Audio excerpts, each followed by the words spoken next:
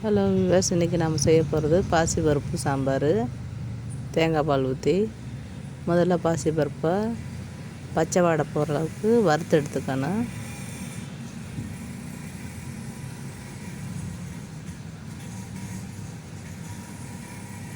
தண்ணி ஊற்றி அலசி எடுத்துக்கலாம். அடுத்து தண்ணி ஊற்றிக்கிடுவோம். 2 உப்பு போடணும். கொஞ்சம் எண்ணெய் ஊற்றலாம். பருப்பு பொங்கி ஊற்றாது, அதுக்காக எண்ணெய் ஊற்றணும்.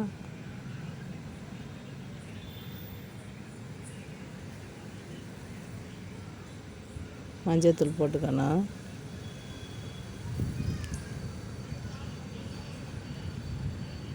வெங்காயம் தக்காளி வச்சுருக்கேன், அதை கொஞ்சம் சேர்த்துக்கிறேன். ஒரு 1/4 கிலோ வெங்காயம் போட்டிருக்கேன். பாசிப்பருப்பு வெங்காயம் போட்டால் தான் நல்லாயிருக்கும். அதுக்கடையில் தேங்காய் பால் பிழிஞ்சு வச்சுக்கலாம். பாருங்கள், தேங்காய் பால் பிழிஞ்சு எடுத்தாச்சு. பருப்பு மலர்ந்துருச்சு. இப்போ நம்ம காய்கறியை சேர்த்துக்கலாம். கத்திரிக்காய், முருங்கைக்காய், அதோட நான் தேங்காயும் சேர்க்க போகிறேன். தேங்காய் சேர்த்து செஞ்சால் சுவையாக இருக்கும், சாப்பிட நல்லா இருக்கும். அதுவும் இளந்தேங்காய் தான் போடணும். சவுக்காய் சேர்த்துக்கிறேன். பாருங்கள், இளங்காயை வாங்கி நறுக்கி போட்டிருக்கேன்.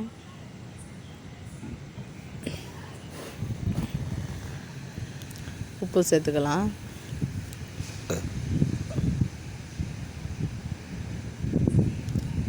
மூடி வச்சுருவோம், கொதிக்கட்டும்.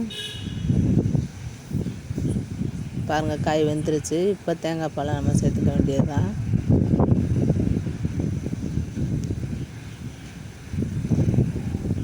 அது நல்லா ஒரு கொதிக்கட்டும். காயோட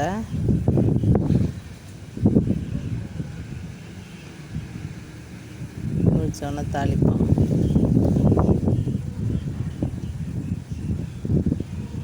மூடி வச்சிடுறேன். எண்ணெய் காஞ்சிருச்சு. கடுகு போட்டேன். காஞ்ச மிளகா, வெங்காயம் போட்டு வதக்க வேண்டியது தான்.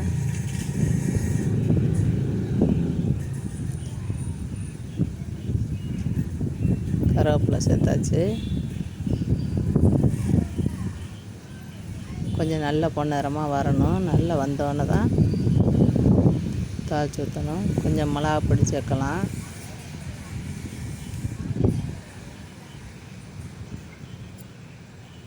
மிளகாப்பொடி சேர்க்கணும். ஒரு ஸ்பூன் சேர்த்துக்கலாம். 1.5 ஸ்பூன் கூட சேர்த்துக்கலாம். காரம் தேவைங்கிறவு போட்டுக்கலாம்.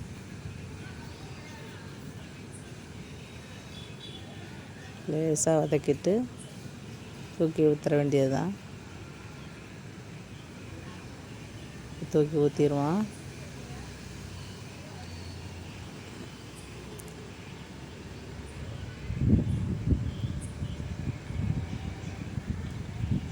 சுவைக்காக தான் தேங்காய் பால் சேர்த்துருக்கோம்.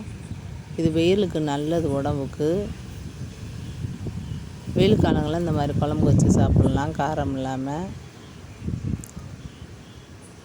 ஹீட்டை குறைக்கும் தேங்காய் பால். பாருங்கள், நல்லா கொதிச்சிருச்சு. அடுப்பை குறைச்சிட்டு முட்டை ஊற்ற போகிறேன்.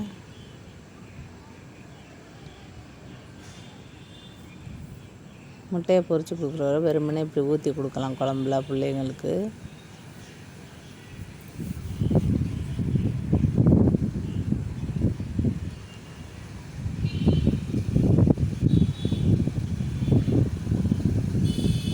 இதை சேர்த்து சாப்பிட்டா சுவையாக இருக்கும். முட்டை குழம்புல கொதிச்சா. பாருங்கள், ரெடி ஆயிடுச்சு. சூப்பராக. நீங்களும் ட்ரை பண்ணி பாருங்கள்.